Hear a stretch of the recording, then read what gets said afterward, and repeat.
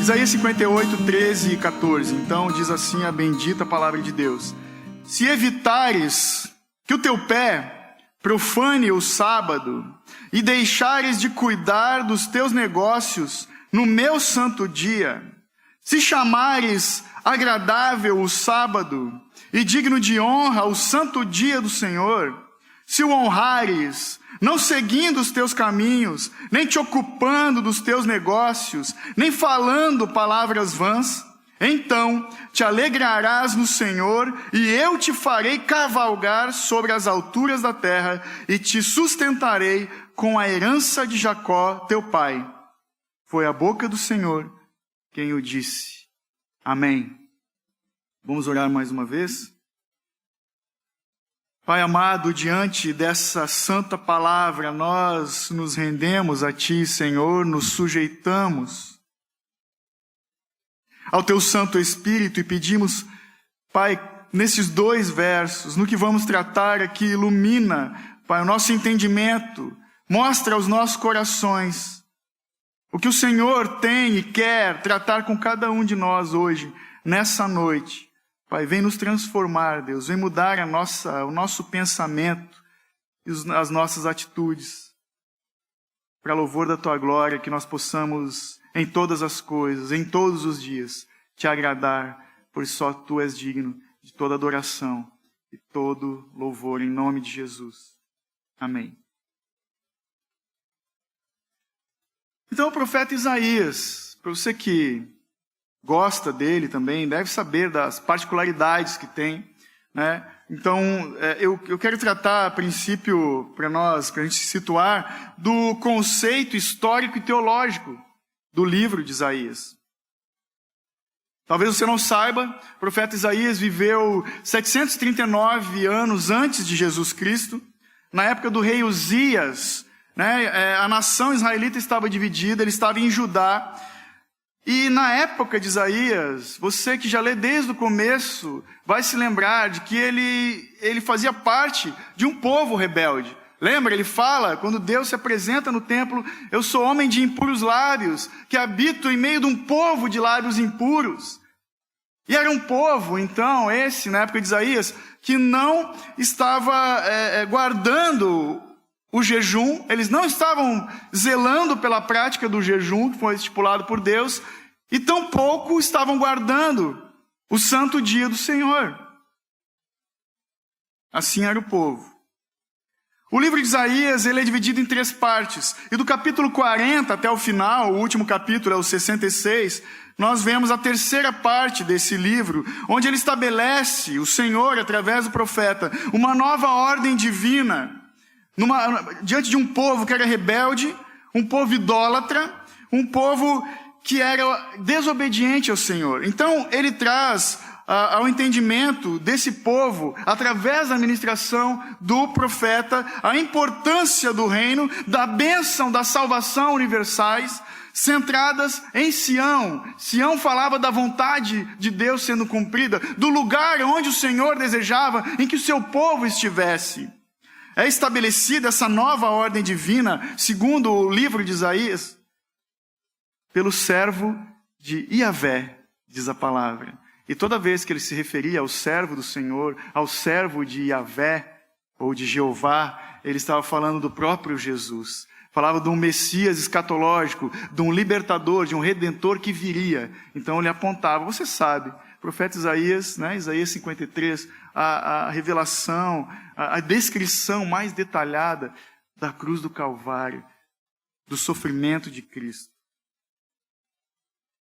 E ele falava então desse mesmo Senhor, então, que julgava o povo, mas ele podia salvar o seu povo. Mas para fazer isso, primeiro ele tinha que remover do coração dos homens o antropocentrismo, ou seja, o homem sendo o centro de todas as coisas. E assim que caminhava o povo naquela época.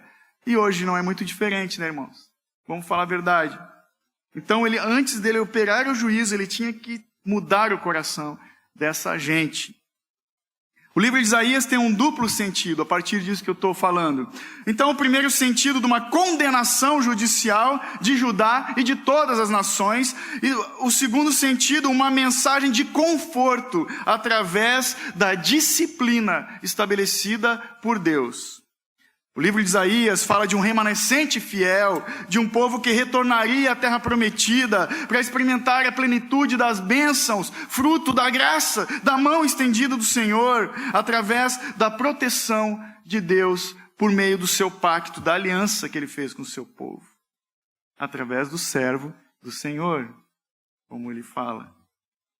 Mas nós temos também, então, que falar a respeito desse quarto mandamento. Quando a gente fala do sábado, de guardar o santo dia do Senhor, nós estamos diretamente tratando do quarto mandamento. Lá dos 10 mandamentos, o quarto era esse. Então, para a gente se situar aqui na história, né, um conceito histórico e teológico, nós vamos discorrer então de 4 versos. Você não precisa abrir, eu vou ler, e se quiser anotar, anote. Eu faço uma ponte aqui de alguns versos. O primeiro é Êxodo 20, 11, quando ele diz: porque o Senhor fez em 6 dias o céu e a terra, o mar e tudo que neles há, e no 7º dia descansou. Por isso o Senhor abençoou o dia de sábado e o santificou. Deuteronômio 5:15. Fala: lembra-te de que foste escravo na terra do Egito e que o Senhor teu Deus te tirou dali com mão forte e braço estendido. Por isso o Senhor teu Deus te ordenou que guardasses o dia do sábado. Daí vamos para o Novo Testamento. Lá em Mateus 12, 8 diz: porque o Filho do Homem é Senhor do sábado. Jesus, nesse capítulo de Mateus, nós vemos Jesus curando no sábado o homem da mão atrofiada, ressequida. Vemos ele curando a sogra de Pedro. E lá em Hebreus 4, os versos 9, 10 e 11 dizem o seguinte: portanto, ainda resta um repouso sabático para o povo de Deus, pois assim como Deus descansou de suas obras, aquele que entrou no descanso de Deus também descansou das suas. Em vista disso, esforcemo-nos por entrar naquele descanso, para que ninguém caia no mesmo exemplo de desobediência. Em Hebreus, ele lembra do povo da época de Isaías, que era desobediente, e dá a importância do dia do repouso sabático do Senhor.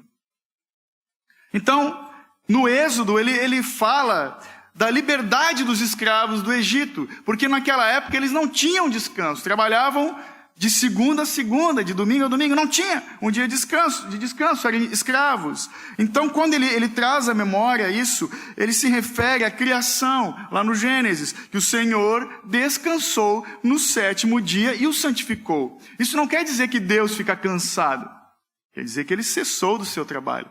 Deus não fica cansado. A Bíblia diz que ele é o vigia que não dorme, né? Então, se no Êxodo, o profeta, na verdade Moisés, fala da celebração da criação, um dia de descanso para celebrarmos o dia em que Deus descansou da sua criação. Em Deuteronômio, que você leu comigo, você ouviu o que eu li, fala da celebração da redenção, ou seja, o fim da escravidão no Egito.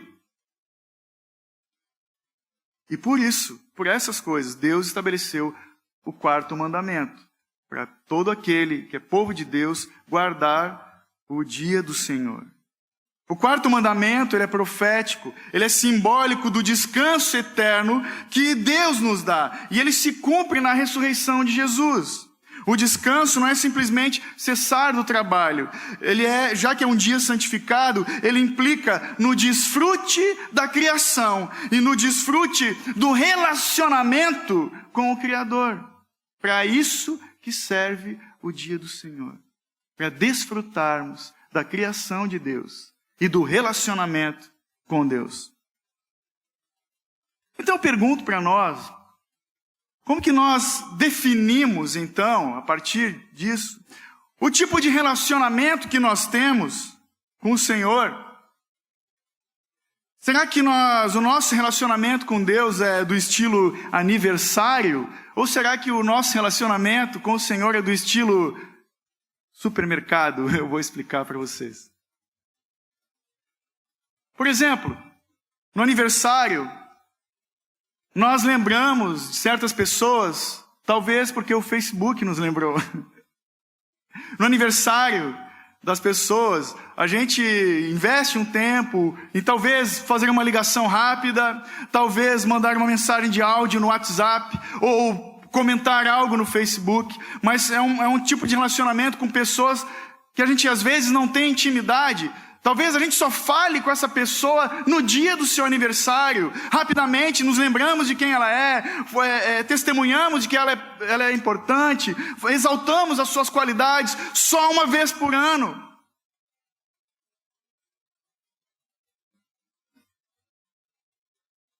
Infelizmente, irmãos, tem gente que se relaciona assim com Jesus.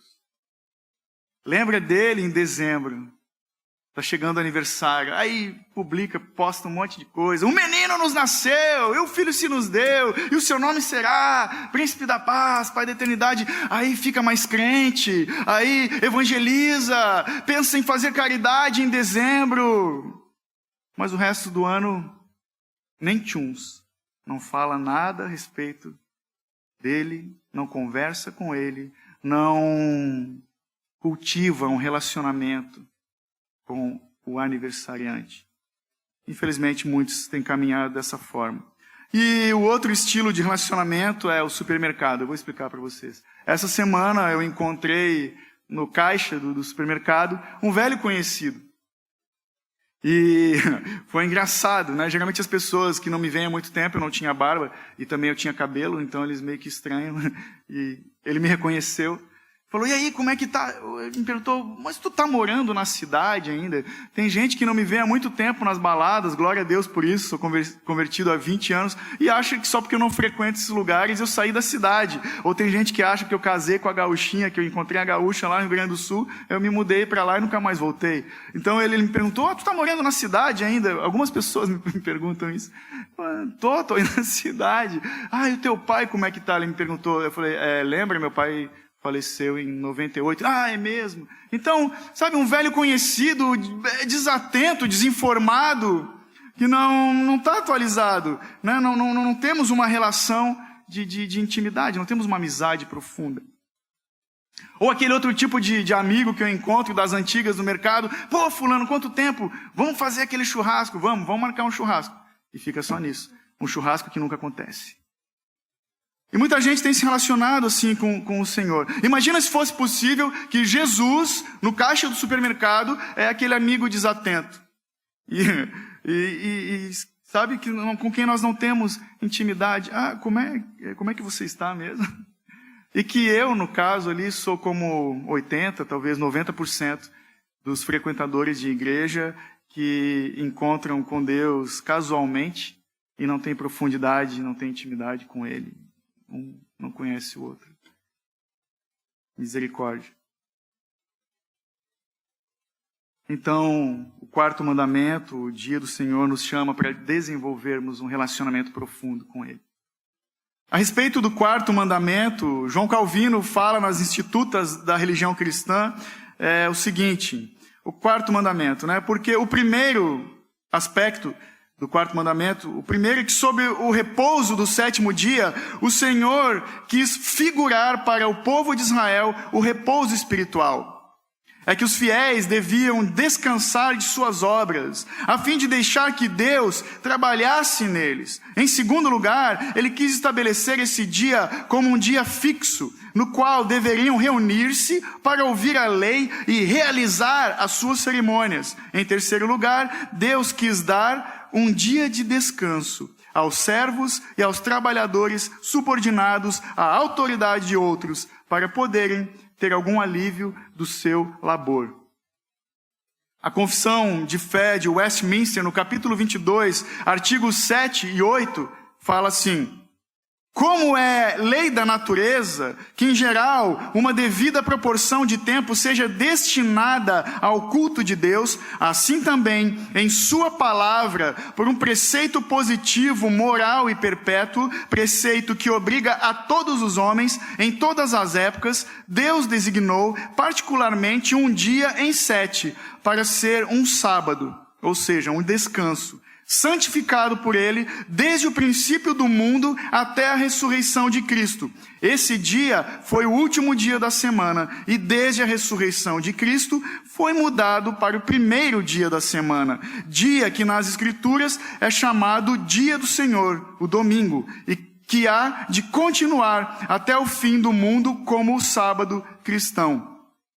Esse sábado é santificado ao Senhor quando os homens, tendo devidamente preparado seus corações e de antemão ordenado seus negócios comuns, não só guardam durante todo o dia um santo descanso das suas obras, palavras e pensamentos a respeito de seus empregos seculares e de suas recreações, mas também ocupam todo o tempo em exercícios públicos e particulares de culto e nos deveres de necessidade e de misericórdia. Na nossa confissão de fé, você que não recebeu ainda, tem curiosidade, pegue no final conosco, comigo, com os presbíteros.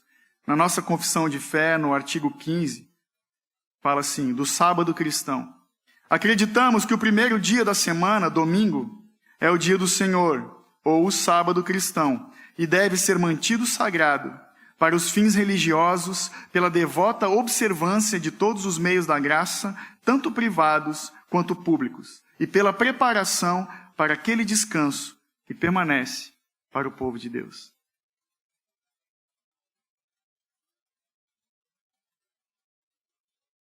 Então, toda vez que a Bíblia fala do sábado, o sabático fala do descanso, fala do nosso domingo. Fala de um dia dentre 7 que tem que ser o mais importante na vida de todo cristão. Nós lemos Isaías 58 na versão Almeida século 21, né, que alguns já sabem que é a versão que nós adotamos.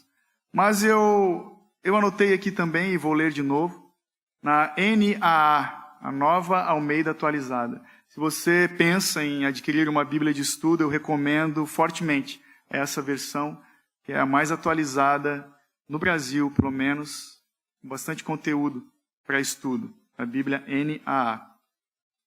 Você pode acompanhar na sua Bíblia, eu leio aqui novamente. Se vigiarem os seus pés para não profanarem o sábado, se deixarem de cuidar dos seus próprios interesses no meu santo dia, se chamarem ao sábado de meu prazer e santo dia do Senhor digno de honra, se guardarem o sábado, não seguindo os seus próprios caminhos, não pretendendo fazer a sua própria vontade, nem falando palavras vãs, então vocês terão no Senhor a sua fonte de alegria. Eu os farei cavalgar sobre os altos da terra e os sustentarei com a herança de Jacó, seu pai, porque a boca do Senhor o disse. Nós vemos então, nesses 2 versos, alguns pontos práticos para nossa vivência, para nossa prática de devoção e piedade e santidade diante de Deus. O verso 13 começa dizendo, se vigiarem os seus pés para não profanar o sábado. Na mente do profeta Isaías, então, o sábado, o santo dia do Senhor, era como uma terra santa. É como se ele estivesse falando, parem de desrespeitar o santo dia de Deus. Ou vigiem os seus passos, para que vocês não ofendam, não manchem esse dia com qualquer coisa. O dia do Senhor, cuidado para não desrespeitar o dia do Senhor, é isso que ele está falando. Acontece que guardar esse dia com alegria é um teste de fidelidade do povo de Deus com o seu Senhor. O sábado é como um santuário. E não pode ser pisado de qualquer forma, irmãos. Lembra de Moisés chegando na sarça ardente? Tira a sandália dos teus pés. A sandália suja de pó da terra, o pecado desse mundo. Não é um dia como qualquer outro. Não é um dia ordinário, é um dia extraordinário que o Senhor santificou. Então, se nós quebramos o 4º mandamento de guardar o santo dia do Senhor, nós pecamos. Pecamos contra Deus.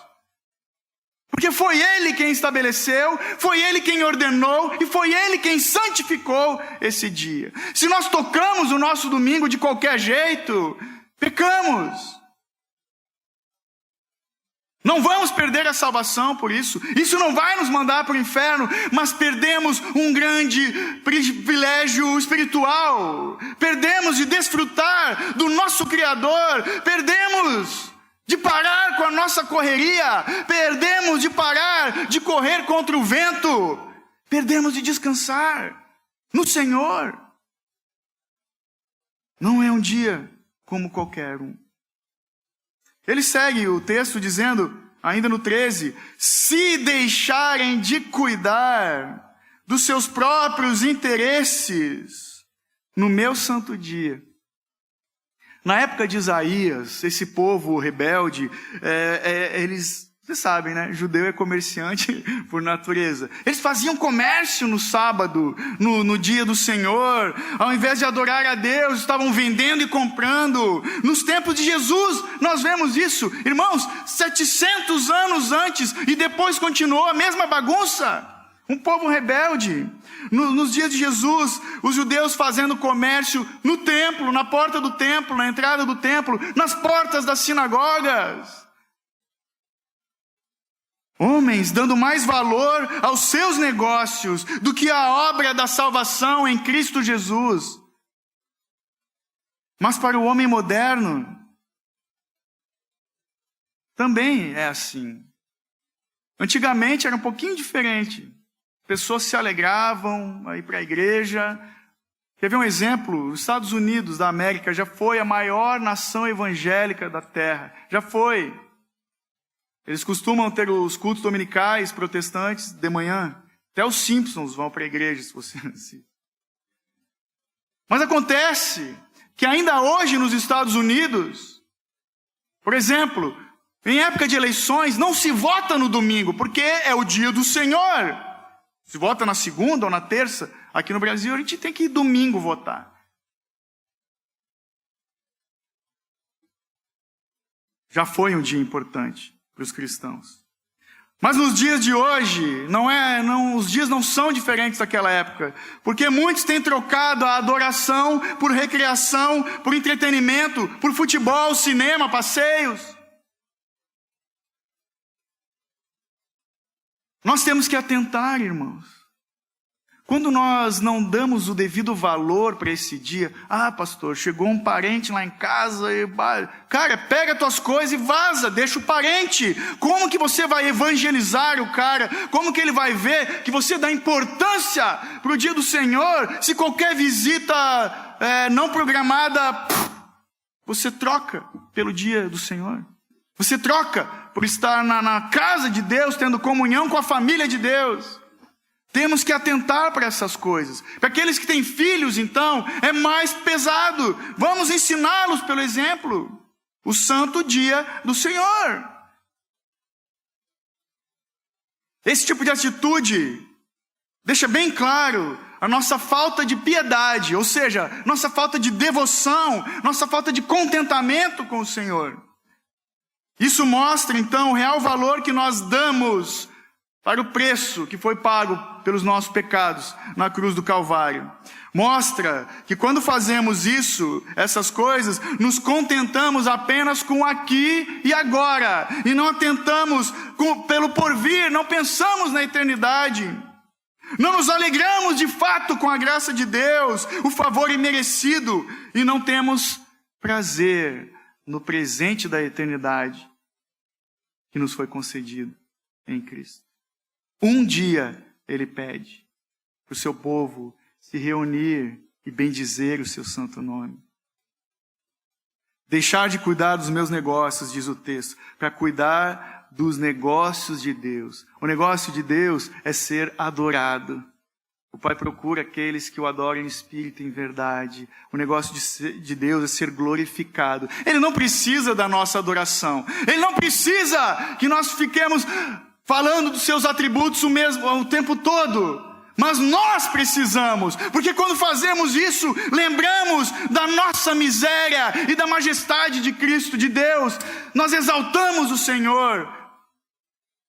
É para nós, é por nós que Ele fez esse dia, para o nosso benefício, para desfrutarmos dEle, porque Ele é glorificado nele mesmo. É um grande privilégio.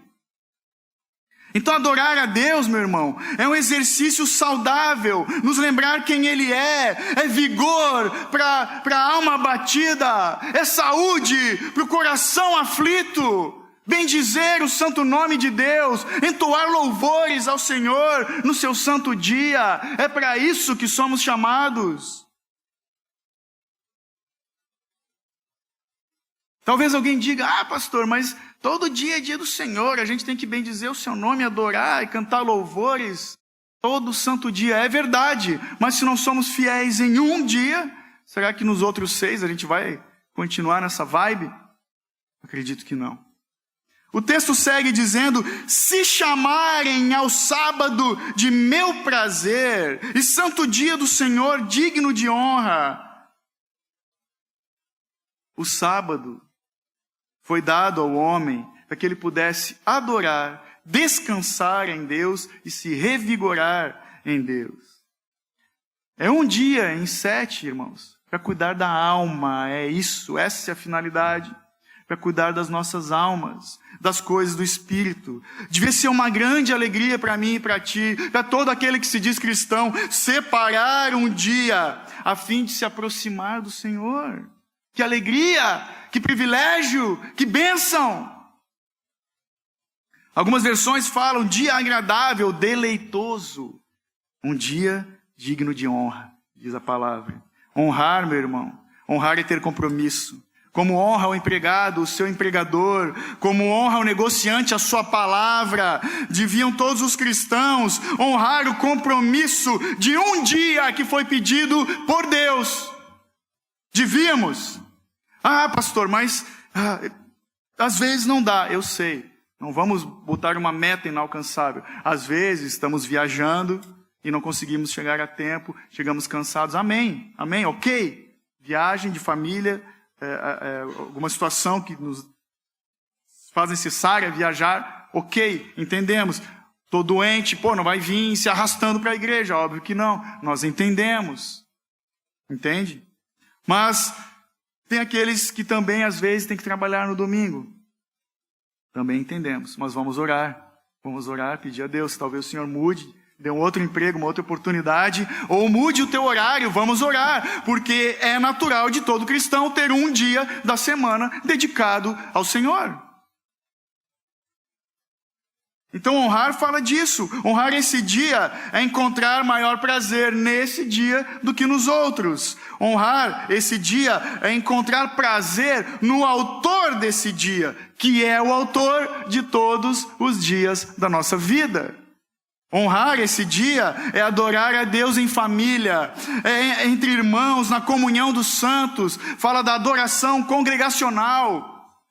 Isso é honrar o Senhor. Honrar esse dia é buscar instrução na palavra de Deus para os demais dias da semana. Eu não sei se você já tinha parado para pensar nessas coisas. Essa palavra, esse tratamento, isso tem tratado a minha vida. Eu vos falo aqui, mas é como já me disseram, o sujo falando com o mal lavado. Nós temos muito que aprender, temos muito que mudar, meus irmãos. Temos que valorizar esse dia. E eu ouso dizer que hoje, uma pequena parte da igreja do Senhor tem se dedicado a essa prática. Tem um teólogo do século XIX, J.C. Ryle, que era britânico, que eu gosto muito. Ele, falando do dia do Senhor, ele disse o seguinte, algumas coisas. Preste atenção. Se você desiste de ser cuidadoso quanto ao domingo, vai acabar desistindo de cuidar da sua alma. Passos óbvios vêm a seguir. Comece a não honrar o dia do Senhor. Você passa também a não honrar a casa do Senhor. Cesse de honrar a casa do Senhor e logo você vai deixar de honrar o livro do Senhor. Deixe de honrar o livro do Senhor e, enfim, você não vai prestar a Deus nenhuma honra. Ele ainda disse: uma coisa é certa, os seus sentimentos em relação ao dia do Senhor serão sempre um teste e um indicador do seu preparo espiritual para o céu. O dia do Senhor, quando observado da forma certa, se torna um antegozo do céu e um pedaço dos prazeres celestiais. O homem que encara o dia do Senhor como um fardo e não um privilégio, deve estar certo de que o seu coração necessita de uma grande transformação. Misericórdia. Quando ele diz que é um preparo espiritual para o céu, como nós somos ousados, pedindo a eternidade, e não dedicamos um dia ao Senhor. Fique tranquilo, no final nós vamos ter um auxílio providencial de coisas práticas. O texto segue falando: se guardarem o sábado, não seguindo os seus próprios caminhos, não pretendendo fazer a sua própria vontade, nem falando palavras vãs. Nessa parte aqui do verso 13, ele já faz um resumo, né? Ele resumiu o que tratou antes. O resumo até aqui é o seguinte: cuidar da própria vida, não buscando prazer na diversão, no trabalho ou nos negócios, buscar a vontade de Deus, cuidar da boca, evitando conversa inútil, conversa tola, fala maliciosa, murmuração ou fofoca. Tudo isso é desagradável ao Senhor. Então, a partir disso tudo, todo homem tem um dever, o dever de glorificar a Deus de acordo com a revelação que ele faz de si mesmo. Seja por suas obras na natureza, temos falado disso em Romanos, seja Deus revelado por suas obras da graça. Rendei graças ao Senhor em todo o tempo, bendizei o seu santo nome. Irmãos, nós temos que ser diferentes do judeu. O judeu deu ruim, o judeu falhou, cara. O cristão é o judeu pleno, é o Israel de Deus completo, é o upgrade do povo de Deus. Temos que ter essa responsabilidade, esse peso de glória sobre as nossas vidas. Eu fiz questão de trazer na versão da NAA, porque ela enfatiza e divide bem a partícula C, S-E, né? A gramática vai nos dizer que é uma conjunção subordinativa condicional. Sim, eu gostava bastante de análise sintática e morfológica. Então, essa partícula C é uma conjunção. Recapitulando o que lemos, o que tratamos até aqui, destacando o C, fica assim, ó. Se vigiar os pés para não desviar do dia do Senhor, se deixar os meus interesses de lado, se tiver prazer no santo dia do Senhor e honrá-lo, se guardar o dia do Senhor, guardando o meu coração e minha boca. Esse é o resumo do verso 13. O 14, então, continua. Isaías escreve: então, vocês terão no Senhor a fonte de alegria. Eu os farei cavalgar sobre os altos da terra e os sustentarei com a herança de Jacó, seu pai. Ele está dizendo, assim sendo, né, depois do se isso, se aquilo, o resultado é que nós vamos ter no Senhor a fonte de toda a nossa alegria. E Ele vai nos exaltar. Ele vai nos sustentar como filhos, como herdeiros da promessa de Deus. O resultado dessa prática religiosa é a bênção, é o favor das mãos de Deus. Aqui nós vemos então, nesse 14, uma marcha vitoriosa, visto por todos. Quando ele fala de lugares altos, ele está falando de Jerusalém, de Judá, lugares onde todos verão o povo de Deus marchando em vitória. É disso que ele está falando. Ele fala de restauração, ele fala do povo no seu devido lugar, colocado por Deus, exaltado por Deus, para louvor da sua glória. Ele fala do remanescente fiel, fala do êxito o êxito e a alegria conectados ao pleno prazer da bênção de Deus que foi prometida por Deus para o seu povo. E é curioso que ele encerra o capítulo 58 dizendo: porque a boca do Senhor o disse. É o jeito de Isaías destacar, falar, foi Deus. É Deus que está falando. É um pronunciamento divino. Não vem de mim, é de Deus. E essa expressão no hebraico, porque a boca do Senhor o disse, ela aparece em todo o Antigo Testamento só 3 vezes. E essas 3 vezes no livro de Isaías. Nós vemos essa expressão aqui, nesse texto, vemos em Isaías 1:20 e em Isaías 40:5. Todas essas vezes em que ele usa essa expressão, a boca do Senhor o disse, ele está tratando com o povo. Ele trata do julgamento de Deus, da instrução de Deus e do livramento de Deus para o seu povo. Ele disse ao seu povo, ele cumpriu a promessa em Cristo, o verbo que foi encarnado, o alfa e o ômega, o sim e o amém. Deus cumpriu a sua promessa em Jesus, porque através da morte e da ressurreição de Cristo, nós entramos nesse descanso sabático. Vamos entrar nesse descanso sabático. É aquilo que temos tratado, irmãos. É como o reino de Deus, que sim, se estabeleceu em Cristo Jesus, mas é aquela tensão do já, mas ainda não. Podemos desfrutar no domingo. É uma amostra grátis. Tem que ser um dia que é uma amostra de todos os dias daqueles que são salvos na eternidade com Deus. É curioso que em inglês, quando morre alguém, nós vemos lá eles postando RIP, né? R-I-P. Quem já viu isso? Né? R-I-P, ou R-I-P, Rest in Peace. Que nesses dias morreu o Stan Lee, né? Porque os nerds vão entender quem é o Stan Lee, fundador da Marvel. Então ele dizia lá, RIP Stan Lee, Rest in Peace, né? Descanse em paz. Mas acontece que só descansa em paz na eternidade quem já desfrutou da paz que excede todo entendimento nessa vida, que só Jesus pode nos dar. É um descanso espiritual de Deus. Sabe, quando nós estamos atribulados e dobramos nossos joelhos, oramos. Cara, eu não sei como que é a tua vida de oração, mas eu tenho conversado com alguns irmãos. Quando eu saio do momento de oração, parece que o dia fica mais claro. Os ombros estão mais leves. Temos que desfrutar disso para descansarmos em paz. Os dias são maus, mas o Senhor é bom o tempo todo. É o descanso que nós recebemos por Jesus, mediante a fé no Evangelho. E essa bênção, essa consciência não deve ser limitada somente na eternidade. Podemos desfrutar aqui. Precisamos, na verdade. Essa paz acalma o nosso coração, cessa as vozes ao nosso derredor.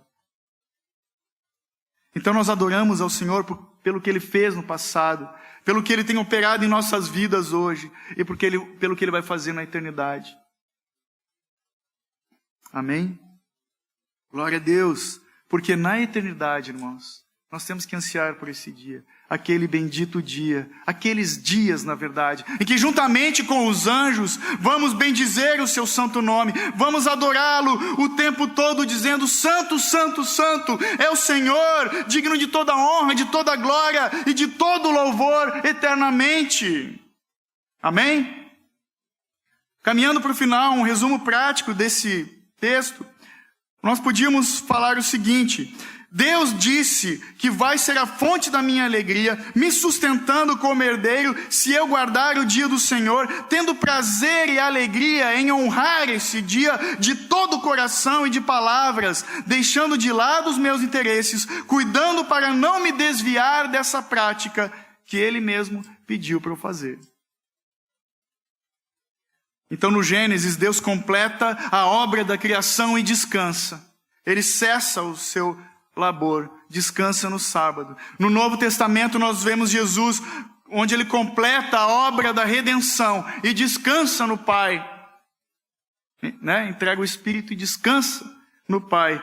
Na criação, então, Deus descansa, completa o seu labor. Na cruz, Jesus completa a obra da redenção. E também nós, nesse dia do Senhor, nos domingos, somos lembrados que temos que descansar do nosso labor principal. E qual é o principal labor, ou ofício, ou trabalho de todos os homens?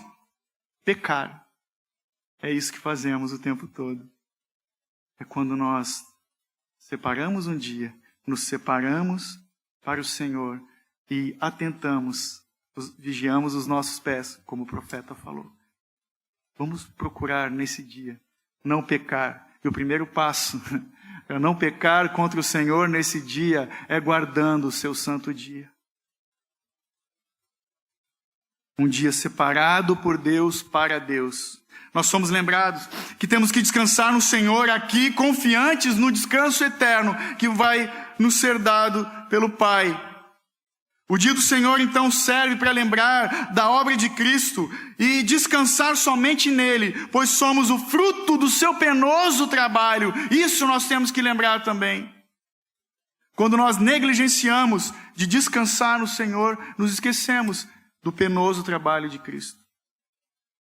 Então, o quarto mandamento é um remédio semanal contra a nossa inconstância e contra a nossa infidelidade. Deus designou um dia entre 7 para ser o santo dia do Senhor. Ele é feito para nos dar uma refeição semanal de reverência para as nossas almas sedentas. O domingo não deve ser um dia banal. Deve ser santo, separado para Deus. Um dia em que nós nos deleitamos no Senhor, de maneiras que não podemos fazer nos outros dias ocupados da semana. É tão óbvio.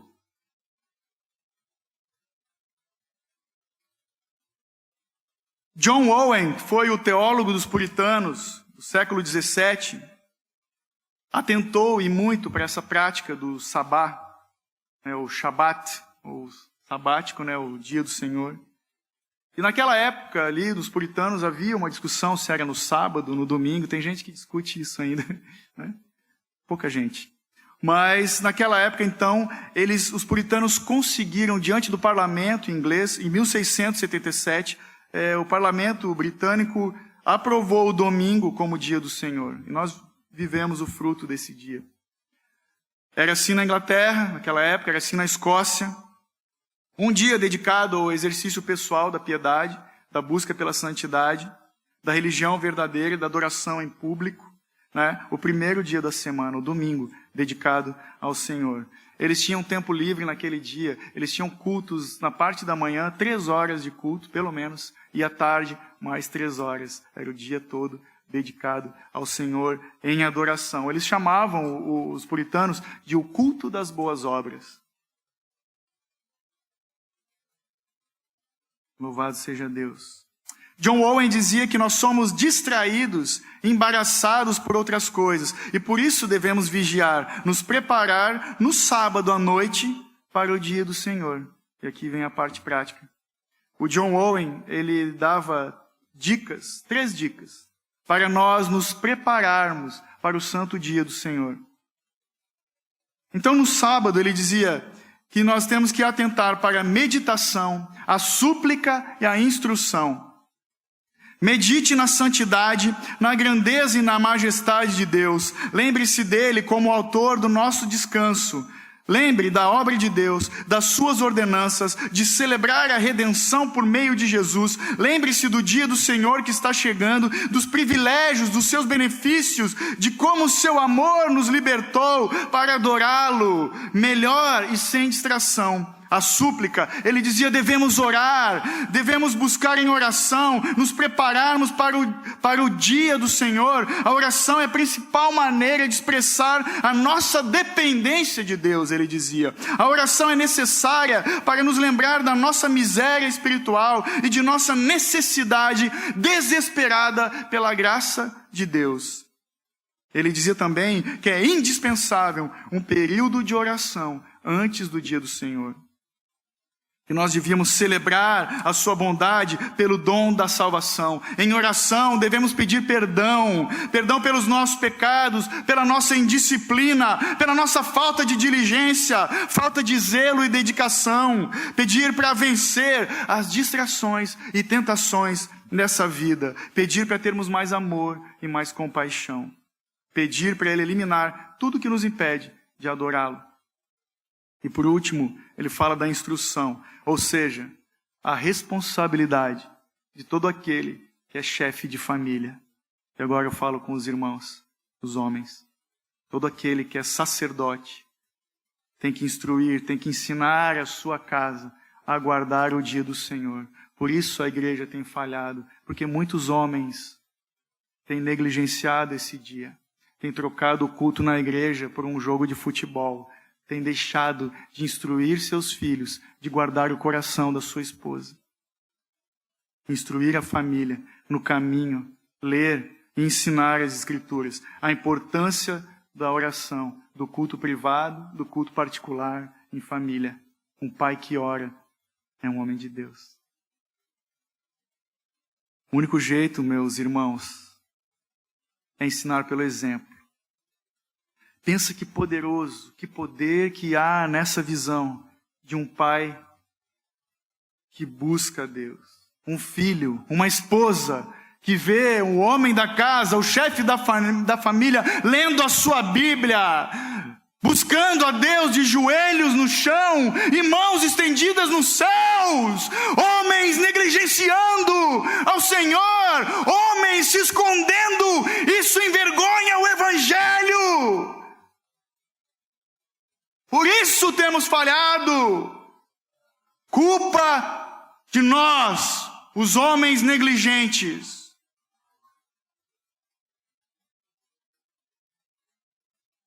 E a consequência disso tudo é o que nós vemos aí fora hoje. Muitas pessoas cansadas. Estou cansado. Gente cansada da vida.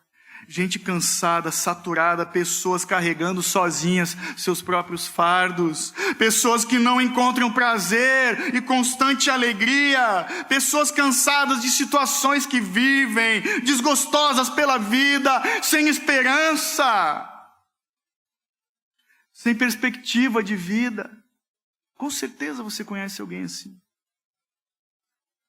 Pessoas cansadas de si mesmas, cansadas de tentar na sua força, pessoas frustradas, tristes, cansadas da vida.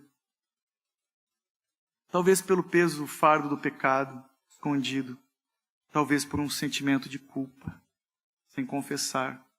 Pessoas decepcionadas com Deus, porque não conhecem a Deus, porque não têm encontrado refúgio, descanso no Deus que pode nos dar isso. Pessoas, alguns que têm pensado em tirar a própria vida. É impressionante, meu irmão,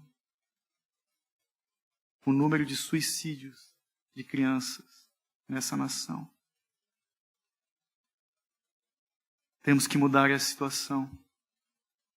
Infelizmente, existe no meio cristão pessoas assim, porque têm negligenciado o dia do Senhor, a importância de chorar aos pés de Cristo, a importância de buscar auxílio no bom conselho de Deus.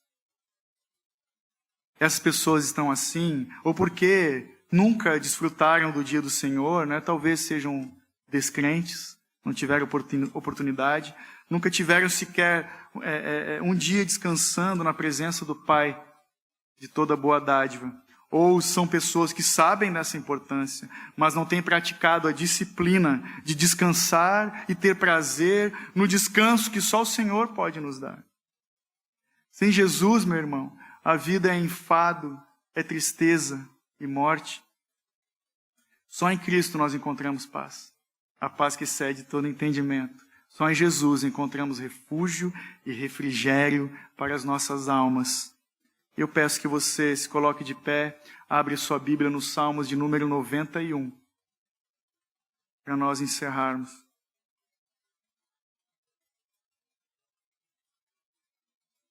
Salmo 91, 1 e 2.